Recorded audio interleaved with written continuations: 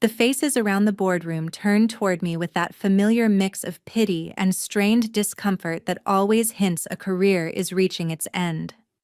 I froze mid-sentence, my presentation glowing across the massive display behind me, 3 full years of my research captured in neat, hopeful slides, the breakthrough that was supposed to secure our company's future. "I'm sorry to interrupt, Veda," Belle said, sounding anything but sorry as she strode in wearing a cream suit that likely cost more than my monthly rent. Ellis's daughter had flawless timing, as usual, but there's been a change of plan. I watched her glide to the front while my body went numb, fingers still suspended over the clicker. The 6 investors who had been nodding along moments earlier now straightened, their focus instantly shifting. "My father asked me to share some exciting news," Belle continued, not sparing me even a glance. "We've developed an alternative approach with dramatically stronger market potential." My throat tightened as she pulled up her own presentation, minimizing mine with a casual swipe that perfectly reflected what she was doing to my entire existence. The room's attention fully turned as my work vanished from sight. "We don't need your ideas anymore," she whispered softly enough for only me, then spoke louder to the room. "Veda's work provided useful groundwork, but we're moving in a more innovative direction." I stood there, invisible now, as she displayed slides that looked disturbingly similar to the ideas I'd shared during long, exhausted nights in the lab. Concepts I had never officially presented, ideas that lived only in my private notebooks, concepts that somehow now belonged to her. When she wrapped up, the room erupted in applause. Kieran, our lead investor, even stood. "This is exactly what we hope to see," he said, glowing at Belle. "Far more commercially viable." I packed my laptop with rigid, automatic movements while they talked about funding rounds and expansion plans. No one noticed when I slipped my keycard from my wallet and set it quietly on the table. I caught Ellis's gaze as I headed for the exit. The CEO who once told me I was the future of his company now stared through me like I had already vanished. "Enjoy the funding," I said under my breath, my voice steadier than my hands. It wasn't until I reached my car that the trembling began. I gripped the steering wheel, trying to absorb what had just unraveled. 3 years of effort, my discovery, my future, and worst of all, they didn't even need me to explain it. Belle had studied my work closely enough to present it as her own. I drove home in a haze, already calculating what I needed to withdraw before Ellis realized what I had done. I had 48 hours at most. Before we continue, if you're enjoying this story, please hit that like button and subscribe to the channel. Your support means everything, and trust me, the revenge ahead is worth staying for. Drop a comment telling me what you think Veda should do next. I love reading your theories. My name is Veda. I'm not what most people picture when they think of a scientific innovator. I don't have prestigious degrees or industry connections. What I do have is a near unnatural ability to see patterns others miss, and the stubborn drive to chase them to their conclusion. I grew up watching my mother clean other people's homes, studying at whatever table we had in whichever apartment we could afford that month. I clawed my way through college on scholarships and waitressing tips. While most students slept, I was in labs assisting on research that never credited me. Ellis hired me 4 years ago despite my unconventional background, or maybe because of it. "Fresh perspectives create breakthroughs," he told me during the interview, genuinely impressed by my self-taught molecular biology.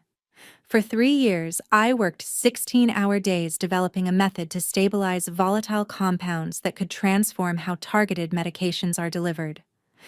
It wasn't just a job. It was my life's work. The innovation that would finally prove I belonged. I never saw Belle coming. She arrived 8 months ago, fresh from some European business school, placed in a corner office with a fabricated title, Strategic Innovation Director. Ellis introduced her with proud father eyes, telling us how fortunate we were to have her fresh perspective. I tried to be welcoming. I shared my research when she asked questions, explained my methodology when she seemed curious. I thought she genuinely wanted to learn. "You're brilliant, Veda," she told me once, leaning against my workstation. "But you don't understand how this industry actually works." I didn't realize those words were both a warning and a threat. The meeting with investors had been planned for months, my chance to present directly to the people who controlled our future funding. Ellis had personally told me to prepare, had reviewed my slides, and had nodded in clear approval at the results I presented. Then 3 days before the meeting, Belle started asking more pointed questions, insisting on seeing my latest lab notebooks, and claiming she wanted to understand the commercial applications in greater depth. I unlocked the door to my apartment, dropped my keys onto the counter, and stared at the emptiness. My cat, Newton, brushed against my legs, sensing my turmoil, and I picked him up, burying my face in his fur as the reality hit me. She hadn't just stolen my presentation, she had stolen my future. By this time tomorrow, Ellis would realize what I had withdrawn, and then the real chaos would begin. My phone buzzed with a message from Zara, my closest friend at the lab. "What happened? Everyone's talking, but nobody knows anything." I stared at it, unsure how to explain having my life's work ripped away, how to admit I had just walked away from everything I had built. Before I could respond, another message arrived, this one from Ellis himself. "We need to talk. Now." I turned off my phone and opened my laptop instead. There was work to do. The next morning dawned with that artificial calm that precedes a storm. I showered, dressed carefully in my most professional outfit, and prepared for the confrontation I knew was coming. My laptop contained everything I needed, the proof that would either save me or destroy us all. When I arrived at the research park, the security guard waved me through with a confused expression. "Thought you quit yesterday?" he said. "Not officially," I replied, my smile sharp and brittle. The lab was buzzing with unusual tension as I walked in. Conversations stopped, colleagues avoided eye contact, and I headed straight to my station to gather my personal items, ignoring the whispers following me. Zara appeared at my side, voice urgent. "Ellis has been looking for you since yesterday afternoon. He's ballistic." "What did you do?" I placed my coffee mug carefully into my bag. "Nothing he didn't deserve." "Veda, this isn't like you. Tell me what's happening." Before I could answer, Ellis's voice boomed across the lab. "Veda, my office. Now." The walk to his office felt like crossing a battlefield, every eye tracking my movement, waiting for the explosion. Ellis stood in the doorway, his face flushed with anger, his designer suit somehow making him appear more desperate than powerful. He slammed the door as I entered and barked, and I stepped inside cautiously, then stood my ground. I wouldn't sit unless invited, a small act of defiance I knew would register with him. "Where is it?" he demanded. I tilted my head slightly. "Where is what exactly?" I asked. "Don't play games with me. You know exactly what's missing. The investors are arriving in an hour to finalize everything, and suddenly we can't access the core stabilization process, the one you were responsible for." I let his words linger between us, enjoying the moment his certainty began to crack in the face of my silence. "I'm afraid I don't know what you mean," I said finally. "According to yesterday's meeting, you're moving forward with Belle's concept instead. My ideas aren't needed anymore." Ellis's face darkened. "Her concept relies on your stabilization process, which is suddenly incomplete in our systems." "What did you remove?" I smiled then, the kind of smile that comes from knowing you hold all the cards, while your opponent realizes they've been bluffing with nothing. "I didn't remove anything from company systems, Ellis. That would be unethical and possibly illegal." "Then explain to me why we can't replicate your results this morning. The investors are expecting a demonstration in 60 minutes. The door opened behind me and Belle swept in, her confidence from yesterday replaced with barely contained panic. "Daddy, the lab team can't." She stopped short when she saw me. What is she doing here? I turned to face her, maintaining my composure. "I came to collect my things, since you made it clear yesterday that my ideas aren't needed anymore." Belle looked from me to her father and back again. "You did something. We can't get the stabilization process to work." "That's unfortunate," I said, adjusting my bag on my shoulder. "Have you tried following your own innovative approach? The one you presented yesterday?" The color drained from her face. "You know, I was building on your work, did I? That wasn't mentioned in your presentation. In fact, I believe you specifically said you developed an alternative approach." Ellis stepped forward. "Enough games. The investors will be here soon. Fix this and we can discuss compensation, a promotion, whatever you want." I looked him squarely in the eyes. "I'm afraid I can't help you, Ellis. As I said, I didn't remove anything from company systems. Everything I developed while employed here remains intact." "Then why isn't it working?" Belle hissed. I checked my watch deliberately. "Perhaps because science requires understanding, not just slides and buzzwords." I moved toward the door. "Now, if you'll excuse me, I have a meeting of my own to attend." Ellis moved to block my path. "You're not going anywhere until you fix this." I kept my expression neutral as I looked up at him. "Are you physically preventing me from leaving? Because that would create an entirely different set of problems for you." The implied threat lingered between us.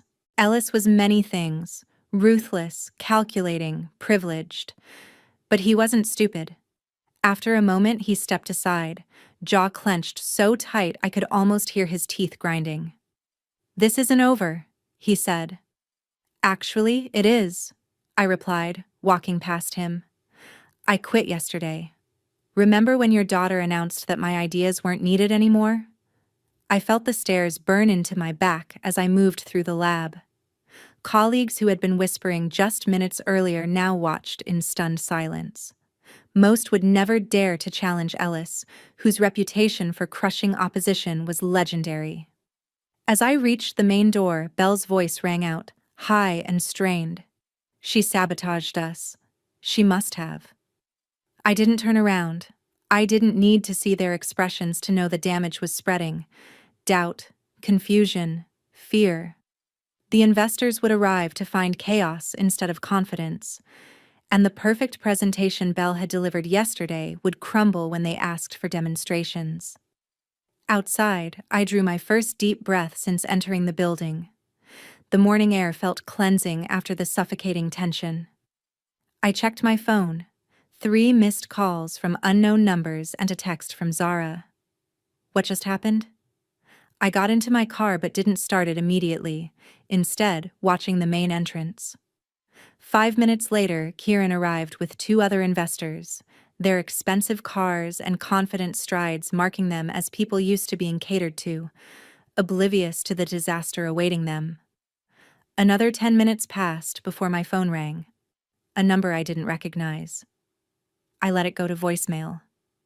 30 seconds later, it rang again. Same number. This time I answered. Veda speaking. "This is Kieran Walsh." His voice tight, controlled. "We need to talk. I'm listening. Not over the phone." "Where are you?" I looked at the glass building gleaming in the morning sun. "Close by." "Ah, meet me at the coffee shop across the street." 5 minutes. He hung up before I could respond. I smiled at my reflection in the rearview mirror. Right on schedule. When I entered the coffee shop, Kieran was already seated in a corner booth as far from other customers as possible. His normally flawless appearance showed strain, tie slightly skewed, a faint sheen of sweat on his forehead. I ordered a coffee before joining him, taking my time, asserting control of the interaction through unhurried movements. "What happened in there?" he demanded. When I finally sat, I sipped my coffee. "You'll have to be more specific." "Don't play games, Veda." Yesterday, Bell presented a revolutionary stabilization process. Today, nobody can make it work, and Ellis looks like he's about to have a stroke. That sounds stressful. For them. Kieran leaned forward. 6 investors are ready to commit $80 million in funding, but not if this is smoke and mirrors. I nodded thoughtfully. Interesting dilemma. What do you want? He was direct now, recognizing negotiation when he saw it. I want to fix this so.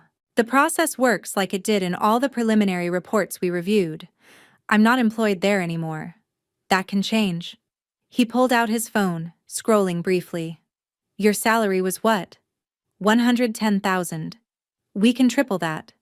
Plus, stock options. I shook my head. You're negotiating for the wrong company, Kieran. His eyes narrowed. What does that mean? It means I'm not interested in going back to work for Ellis. Then what do you want? I took another sip, letting him wait for my answer. You're investing in a specific innovation. Correct. A molecular stabilization process that allows targeted delivery with minimal degradation. Yes.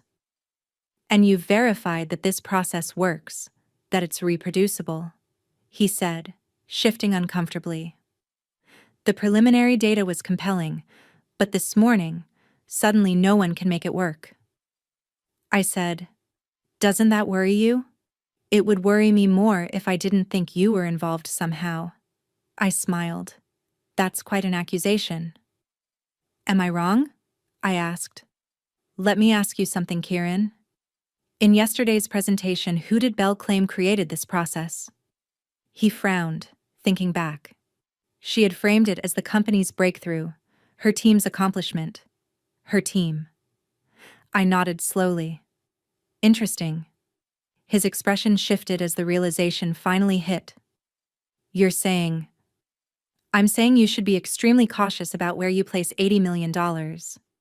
I rose, leaving my coffee cup half-finished, especially when the person pitching it can't actually deliver what they're promising.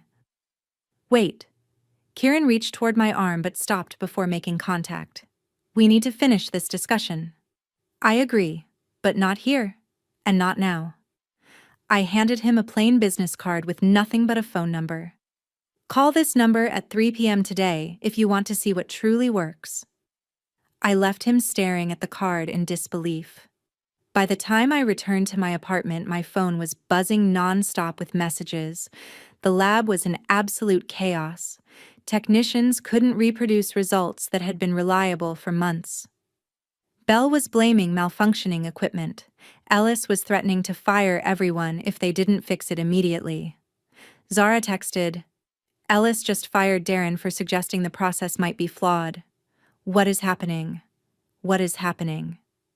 I didn't answer. Instead, I opened my laptop and began preparing for my 3 p.m. meeting. Everything had to be flawless. At 2:30, my doorbell rang. I checked the security camera. Ellis stood there alone. His car idled at the curb without a driver. He had come himself. I considered ignoring him but decided the confrontation was inevitable. When I opened the door, he looked older than he had this morning. The powerful CEO finally showing fractures. May I come in? His voice lacked its usual authority. I stepped aside, silent. He scanned my small apartment, the stacks of journals, the cluttered desk of notes, the cat watching skeptically from atop a bookshelf. The investors walked out, he said at last. I'm sorry to hear that. No, you're not. There was no anger now, only fatigue. You planned this. I planned nothing, Ellis. I simply quit. After being publicly humiliated and having my work stolen. He winced at the blunt truth. Belle was overzealous. She shouldn't have presented without acknowledging your contributions. Contributions? I laughed, the sound sharp even to me. That's an interesting way to describe creating the entire process. We can fix this, he insisted, dropping onto my sofa without asking. Come back. Full credit, higher position. Name whatever you want. I studied him. The man who once symbolized opportunity for me. Why would I trust you now? Why would I ever trust you again? Because without you, we lose everything. The company, the funding, everything we've built. You mean everything I built while you claimed the credit? He flinched but didn't deny it. What do you want, Veda? I want you to leave. Be reasonable. We both lose if you— No, Ellis. Only you lose.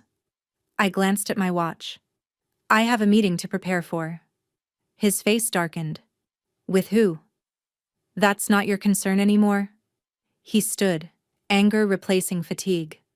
You can't take our research to competitors. Everything you developed belongs to the company. I didn't take anything that belongs to the company, Ellis. I promise you that.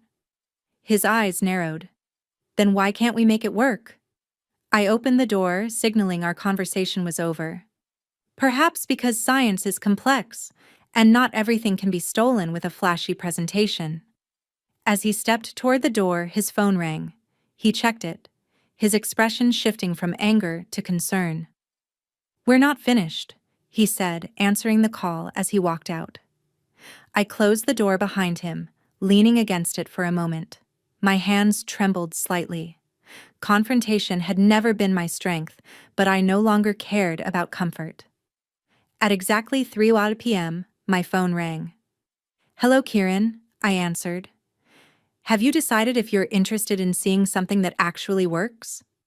I'm listening, he replied, but I'm not alone. Who's with you? The entire investment group. After this morning's situation, we need certainty. I smiled to myself. Text me the address. I'll bring everything you need to see. 2 hours later, I stood before 6 of the industry's most powerful investors in a private conference room at their downtown offices. No Ellis, no Bell, just me and the work I had spent years perfecting. Before I begin, I said, setting up my equipment, I want to be clear about something. What you're about to see belongs to me, not to Ellis's company. Kieran leaned forward. That contradicts what we were told yesterday. I imagine many things you were told yesterday won't hold up to scrutiny. I launched into my presentation explaining the true methodology behind the stabilization process. I demonstrated the results with samples I had prepared, letting them verify the efficacy themselves. When I finished, the room stayed silent for several seconds. Finally, Kieran spoke. This is remarkable work, Veda, but it raises serious questions about what happened at Ellis's company. I can answer those questions, I said, but first, I need to know if you're interested in funding the actual innovation, not just a presentation about it. Another investor, Amara, spoke up. Are you saying you've established your own company? I have, as of 3 weeks ago. Kieran's eyebrows rose. 3 weeks? Before yesterday's presentation? I nodded. I sensed which way the wind was blowing. The process and intellectual property belong to me, personally developed through independent research conducted outside company hours using my own resources. Ellis will fight that claim, Amara said. Let him try, I replied, sliding a folder across the table. This contains documentation of every step I took to protect my work, verified by independent legal counsel. Kieran opened the folder, scanning its contents with growing interest. You've been planning this for months. I've been protecting myself for months, I corrected. There's a difference. And what exactly happened this morning? Amara asked. Why couldn't their lab replicate the results? I met her gaze steadily. Because they never fully understood the process to begin with. They had my results, but not my methodology. Bell saw the destination, but not the path. That's devastating for them, Kieran said slowly. Yes, I agreed. It is. The investors exchanged glances, a silent conversation passing over the polished conference table. I remained standing, calm despite the butterflies in my stomach. This moment would determine everything. We need to discuss this privately, Kieran finally said. I nodded, gathering my materials. Of course. No, Amara interrupted, raising her hand. Stay, please. I have more questions. I paused, caught between giving them space and maintaining momentum. Your documentation shows you developed this innovation independently, she continued, tapping the folder. But you were employed by Ellis during this time. Most contracts have clauses about intellectual property. Mine did as well, I acknowledged, which is why I was careful to develop the critical components on my own time with my own equipment. The lab results they have show a version that works, but not the refined process I've developed since realizing what was happening. And when was that exactly? Another investor asked. When Belle arrived, I said simply. She asked too many specific questions, spent too much time examining my notes rather than understanding the science. After the second time, I caught her going through my desk after hours. I created a separate research path. Kieran's eyebrows shot up. You have proof of that? I nodded. Security footage. I requested it, claiming I'd misplaced some notes. The cameras caught her at my workstation at 10:30 p.m. on 3 separate occasions when I wasn't present. The room fell silent again. I could see the calculations happening behind their eyes, not just financial ones, but reputational. Nobody wanted to back a company built on stolen research. What exactly are you proposing? Kieran finally asked. My company, Solar Therapeutics, is seeking investment to bring this stabilization process to market. We're small, but focused. No bloated management, no nepotism, just scientists who understand what we're building. And your team is currently 4 people, including myself, all experts who left Ellis's company in the past year due to... I paused, choosing my words carefully. Leadership concerns. Amara nodded slowly. You've been planning your exit strategy for some time. I've been protecting my work, I corrected again. The exit became necessary when it became clear my contributions wouldn't be respected or acknowledged. One of the quieter investors leaned forward. What makes your process different from what we saw yesterday? In layman's terms. I appreciated the question. This was my element, the science itself, not the corporate politics. Imagine trying to deliver medicine to a specific part of the body. Traditional methods are like throwing darts blindfolded. Some might hit the target, but most scatter elsewhere, causing side effects.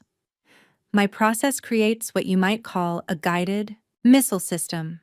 The medication remains stable until it reaches exactly where it's needed, then activates precisely. Applications: cancer treatment initially, delivering chemotherapy directly to tumors without damaging surrounding tissue.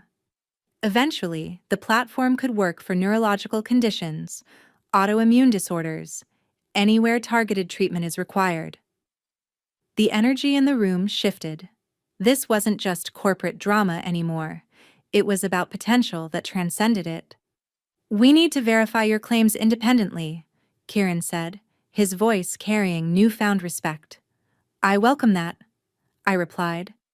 In the meantime, Amara added, I suggest we pause our discussions with Ellis's company. The meeting concluded with handshakes and promises of follow-up discussions. As I packed my presentation materials, Kieran approached me privately. Ellis called me 6 times today, he said quietly. I continued organizing my papers. That's unfortunate. He claims you stole research. That would be projection on his part. Kieran studied me for a moment. You knew this would happen. All of it. I met his gaze. I knew what kind of people I was dealing with. The rest was just paying attention. As I left the building, my phone vibrated with a text from Zara. Total meltdown happening. Ellis firing people left and right. Belle locked herself in the bathroom crying. What did you do? I didn't respond. Some things were better explained in person. When I reached my car, another message appeared. This one from Ellis himself. This isn't over. You've made a serious mistake. I stared at the words, feeling not fear, but a strange calm. The threat was expected, predictable, like everything else about Ellis once you understood what motivated him. That evening, I met Zara at a quiet restaurant across town, away from anyone who might recognize us. She arrived looking exhausted, her lab coat replaced by a sweater that couldn't hide the tension in her shoulders. "I've never seen anything like today," she said immediately, not waiting to sit down. Ellis completely lost it. He threw a chair through his office window. "Is everyone okay?" I asked. "Physically, yes. Professionally, half the senior staff resigned on the spot. The rest are updating their resumes." She leaned in. "The investors pulled out completely." "All of them?" I nodded, unsurprised. "You did something." She continued, studying my face. "You know exactly what happened." "I protected myself and my work." "How?" I smiled slightly. "By understanding people's motivations. Ellis wants status and control. Belle wants to prove herself to her father without doing the work. The investors want a return without risk. And you? What do you want?" "Recognition for what I built, and never to feel as powerless as I did in that boardroom." Zara sat back. "You're starting your own company, aren't you?" "Already started. 3 weeks ago." Her eyes widened before the presentation. I saw where things were heading. She hesitated.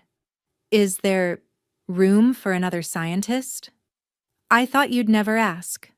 The next morning, my lawyer called with news. Ellis had filed an emergency injunction trying to block me from using his research. The judge denied it based on the documentation I'd provided weeks earlier. "He's floundering," my lawyer explained, "making desperate moves without proper preparation." "Will there be more legal challenges?" "Almost certainly, but we're prepared. Your foresight in documenting everything independently was crucial." By afternoon, industry blogs were buzzing with rumors. Ellis's company stock had dropped 15%. Board members were calling emergency meetings, and through carefully cultivated contacts, I learned that Belle had been quietly removed from her position. I didn't feel the joy I had expected. Instead, I felt a strange emptiness, the vacuum that follows when something that consumed you suddenly evaporates. That evening, as I worked late in my small but growing lab, the security system alerted me to a visitor. The camera showed Belle standing outside, looking nothing like the confident woman who had interrupted my presentation. Her hair was pulled back carelessly, her clothing rumpled, her posture defeated. Against my better judgment, I buzzed her in. She entered cautiously, glancing around the modest space with surprise. "This is it? This is what destroyed us? You destroyed yourselves?" I replied. "I just refused to go down with you." She sank into the nearest chair without waiting for an invitation. "My father won't speak to me. The board removed me this morning." Her voice held no tears, just disbelief. "Everything's gone."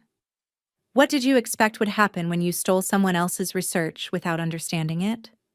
"I didn't steal it," she insisted automatically, then stopped herself. "I adapted it, improved the presentation." Science isn't about presentations, Belle.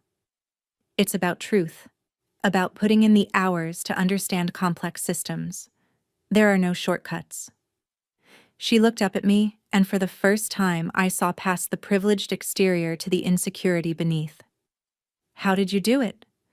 How did you know what would happen?" "I paid attention to details, to patterns, to people.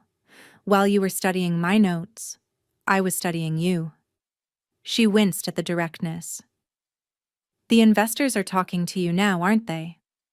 I nodded. "They won't invest in my father's company even if I'm gone. The damage is done. Trust, once broken, is nearly impossible to restore." She stood suddenly. "I didn't come here for sympathy. I came to understand what happened." "Now you do." As she turned to leave, she paused at the door. "You planned all of this from the beginning." "No," I corrected. "I simply created options for myself. while you and your father eliminated yours.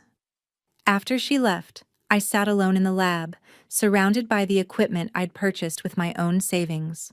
The space was small compared to Ellis's state-of-the-art facility, but it was mine. Every beaker, every centrifuge, every microscope represented a choice to bet on myself when no one else would. 48 hours after Bell interrupted my presentation, everything had changed. Ellis's company was in freefall. The investors were negotiating with me instead, and the research that might help countless patients would continue under my direction. The revenge wasn't in destroying Ellis or humiliating Bell. It was in proving they had never been necessary to begin with. My phone rang. Kieran again. The board's finalized their decision, he said without preamble. We're prepared to offer initial funding of $60 million, with performance-based additions that could take it to 100. I closed my eyes briefly, absorbing the magnitude of what had just happened. There's something else, he continued. Ellis is being removed as CEO. The board's lost confidence. I see. They're asking about you as a possible replacement. I laughed, genuinely surprised. I'm flattered. But no, I'm building something of my own now. I thought you might say that. Worth asking, though. When we hung up, I walked through the quiet lab, running my fingers over equipment that represented not just scientific tools, but freedom. The freedom to work on my own terms, to be recognized for my contributions, to never again stand silently while someone else took credit for my life's work. The next morning, a courier delivered a package to my apartment. Inside was a lab notebook, my original one, the one that had disappeared from my desk months earlier. A small note accompanied it, written in Ellis's distinctive handwriting. You've won. Was it worth it? I closed the notebook, feeling the weight of years of work in my hands. Was it worth it? The question lingered as I prepared for my day of investor meetings, for the beginning of something new. The answer came later that afternoon, when I walked into our expanded lab space where Zara and 2 other scientists were already setting up equipment. They looked up as I entered, their faces showing something I'd rarely seen directed at me in Ellis's company. Respect.